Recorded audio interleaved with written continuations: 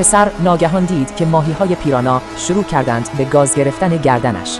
مردی که همان نزدیکی ایستاده بود این صحنه را دید. چند پیرانا را برداشت و داخل لباس زیرش کنار رانش گذاشت و با آرامش شروع به نوشیدن آب میوه کرد. پسر لباس زیر او را بالا زد و وقتی داخلش را دید کاملا شوکه شد. سپس یک نارنجک بیرون آورد و به سمت مرد پرتاب کرد، اما هر دوی آنها درون آب نارنجک را مثل توپ تنیس برای هم پرتاب می‌کردند. در همان لحظه سم نارنجک را با تمام قدرت به هوا پرتاب کرد و هر دو با هم داخل آب شیرجه زدند. به محض اینکه نارنجک داخل آب افتاد منفجر شد. وقتی پسر از آب بیرون آمد فقط لباس زیر سم را دید که روی آب شناور بود. او خوشحال شد و فکر کرد سم مرده است، اما خبر نداشت که سم زنده مانده و همراه پولها با کشتی به نیویورک فرار کرده است. سم پس از رسیدن به آنجا کارش را به عنوان آرایشگر آغاز کرد.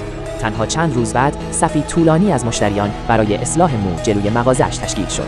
اما یک روز مردی که سوار خودرو از آنجا عبور می‌کرد سم را دید و او را شناخت. او همان دزدی بود که قبلاً بز آن مرد را از مزرعه‌اش دزدیده بود. آن مرد تصمیم گرفت سم را بکشد و برای اجرای نقشه‌اش چند سلاح را درون آشپزخانه‌اش